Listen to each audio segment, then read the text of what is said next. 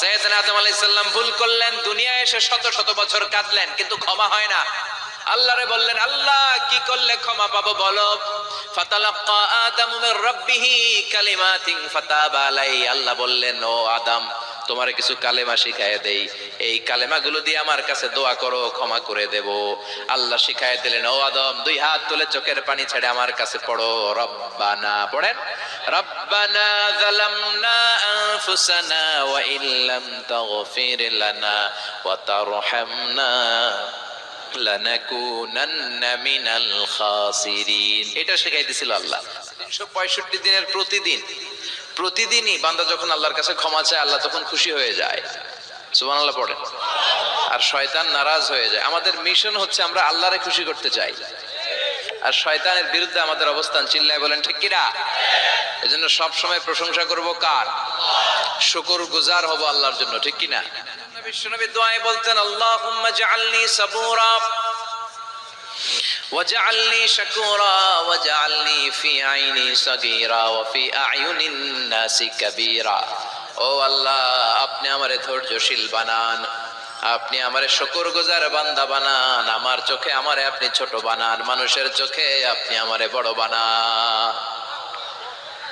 বিশ্বনবী সব সময় নামাজে সালাম ফিরানোর পরে পড়তেন আস্তাগফিরুল্লাহ। কি পড়তেন? তিনবার পড়তেন আস্তাগফিরুল্লাহ, আস্তাগফিরুল্লাহ, আস্তাগফিরুল্লাহ। পড়তে রাজি আছেন? ইস্তিগফারের অনেকগুলো আলফাজ আছে, সবচেয়ে ছোট ইস্তিগফার হচ্ছে এটা, আস্তাগফিরুল্লাহ, আস্তাগফিরুল্লাহ। আরো আছে, আস্তাগফিরুল্লাহ আল্লাযী লা ইলাহা ইল্লা হুয়াল হাইয়ুল কাইয়্যুম আতুবু ইলাইহি। বিশ্বনবী বলেন, এই ইস্তিগফারটা যদি কেউ পড়ে, আত-তাওয়াল্লি মিন ইয়াউমিজ যাহাফ, যুদ্ধের ময়দান থেকে পালিয়ে আসা কবিরা গুনাহ। কি গুনাহ? কাফেরদের সাথে যুদ্ধ। আমি তাগড়া যুবক, তলোয়ার নিয়ে নেমেছি, আমার দেহের এক ফোঁটা রক্ত থাকা পর্যন্ত আমি যুদ্ধ চালিয়ে যাব, আমি ফিরে আসতে পারবো না। আইনটা কার? ফিরে আসলে কবিরা গুনাহ।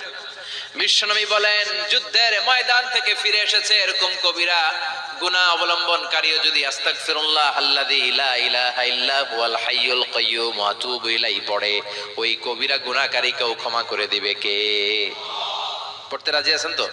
বিশ্বনবী বলেন, মান লাজিমাল ইস্তিগফার জাআলাল্লাহু লাহু মিন কুল্লি দিকিন মাখরাজা। সব সময় ইস্তিগফারের সাথে যে লেগে থাকবে, রব্বুল আলামিন তারে 5টা জিনিস দিবে। কয়টা? কথা কন আরো জোরে, সবাই বলেন কয়টা? নাম্বার 1, জাআলাল্লাহু লাহু মিন কুল্লি দিকিন মাখরাজা। বিপদে পড়লে বিপদ থেকে উদ্ধার করবে কে? আমাদের তো কোনো বিপদ নাই না? আছে? কত বিপদ। হ্যাঁ, রাস্তাঘাটে দুর্ঘটনা হতে পারে, যে কোনো সময় ভূমিকম্পে পড়তে পারি, বজ্রপাত পড়তে পারে না, ঠেড়া পয়রা মানুষ নাই, আছে না নাই? এই বিপদ আপদ থেকে আপনারা রক্ষা করবে কে? যদি আপনি ইস্তিগফারের সাথে আঠার মতো লেগে থাকেন। কিসের সাথে? কথা বলেন। ইস্তিগফারের সাথে লেগে থাকতে পারলে 1 নাম্বার হচ্ছে বিপদে পড়লে আপনারে মুক্ত করে দিবে কে?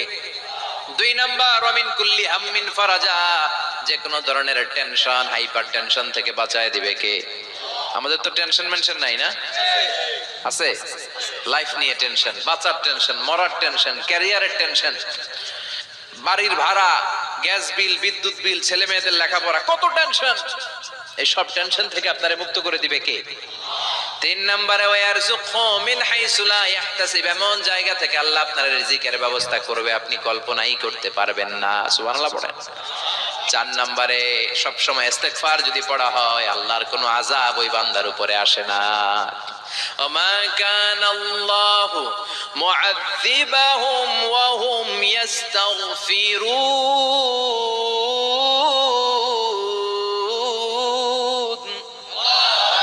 যতক্ষণ আমার বান্দা আমার কাছে ইস্তিগফার পড়তে থাকে, আমার কোনো আযাব বান্দারে পাবে না। যতক্ষণ ইস্তিগফার পড়বেন, আল্লাহর কোনো আযাব আপনার উপর আসবে না। 4টা গেল। 5 নাম্বার, বারবার ইস্তিগফার পড়লে রফিক ভাই, আল্লাহ আপনারে মুস্তাজাবুদ দাওয়া বানিয়ে দিবে। দোয়া করা মাত্র কবুল করে নেবে কে? মুস্তাজাবুদ দাওয়া বুঝেন তো? মানে যিনি হাত তুলতে দেরি, কবুল হতে দেরি হয় না। যেদিন প্রভাতে পশ্চিম দিক থেকে সূর্য উঠবে, ওই দিন থেকে তওবার দরজাটারে বন্ধ করে দিবে কে? তার আগ মুহূর্ত পর্যন্ত জীবনে যত গুনাহ করেছি, অন্যায় করেছি, চোখের পানি ছেড়ে ক্ষমা চাইলে ক্ষমা করবে কে? শয়তান আল্লাহরে চ্যালেঞ্জ দিছে, আল্লাহ তুমি আমারে জাহান্নামে পাঠাবা, আমিও তোমার বান্দা করে লয়ে একসাথে জামাতে ঢুকমু। একা ঢুকবো না, একা যাবো না, তোমার বান্দাদেরকে সবগুলারে জাহান্নামী বানায়া তারপরে ঢুকবো।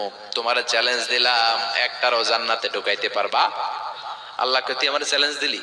আমি তো সব রাজার বড় রাজা, মহারাজা, আমার চ্যালেঞ্জ দেশ, এত সাহস পাইলি কই? তুই আজীবন ওয়াসওয়াসা দিয়ে পাপ কাজ করাবি, একদিন তাফসীর মাহফিলে এসে আমার বান্দা ক্ষমা চাবে, আমি মাফ করে দেবো, তুই কি করবি? আজীবন অন্যায় করবে, আজীবন পাপ করবে, জুলুম করবে, একদিন চোখের পানি ছেড়ে আমার কাছে কান্নার মতো কান্না করলে আমি সব গুনাহ মাফ করে দেব। এজন্য আল্লাহ বললেন, ইয়া আইয়ুহাল্লাযীনা আমানু তুবু ইলাল্লাহি তাওবাতান নাসুহা। ভুল করেছো, তওবা করো, মাফ করবে কে? সাইয়েদনা আদম আলাইহিস সালাম ভুল করলেন, দুনিয়ায় এসে শত শত বছর কাঁদলেন, কিন্তু ক্ষমা হয় না। আল্লাহরে বললেন, আল্লাহ কি করলে ক্ষমা পাবো বলো?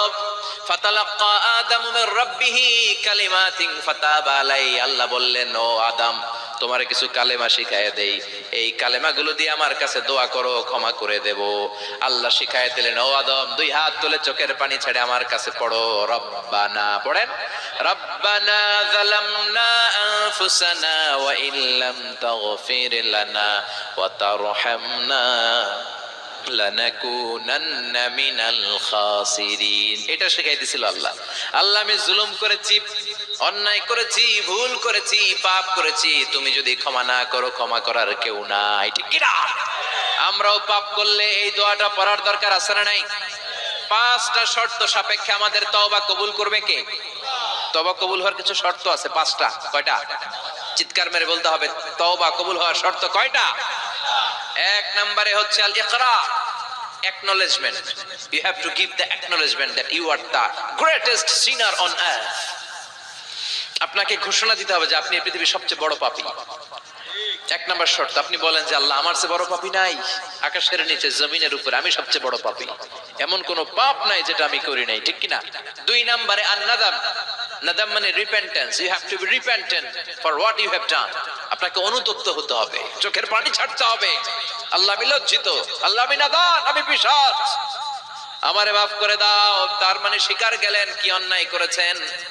দুই নম্বরে আপনি অনুতপ্ত হলেন। তিন নম্বরে স্টপ, যেই পাপ করতেছিলেন ওইটা থামান, stop what you have done, যেটা করতেছিলেন আগে থামান। আপনি সুদ খাইছেন, অনুশোচনা আসলো, মাফও চাইতেছেন, আবার সুদও খাইতেছেন, হবে? থামেন, স্টপ। তিনটা গেল। চার number, to hate what you have done, ঘৃণা করতে হবে, যে পাপটা করেছেন মন থেকে ওই পাপটাকে ঘৃণা করতে হবে। পাঁচ নাম্বার শর্ত হচ্ছে to determine that you never repeat this sin again in your life. আল্লাহর ওয়াদা দেন, কমিটমেন্ট দেন যে আল্লাহ আমার জীবনে পারতপক্ষে এই পাপ জীবনেও করব না। চিৎকার করে বলেন ঠিক কিনা? এই পাঁচটা শর্তের আলোকে তওবা করলে জীবনের সব গুনাহ মাফ করে দিবে কে? এজন্য আল্লাহ বললেন, ইয়া আইয়ুহাল্লাযীনা আমানু তুবু ইলাল্লাহি তাওবাতান নাসুহা। তওবার মতো তওবা করো, সব গুনাহ মাফ করতে পারে কে?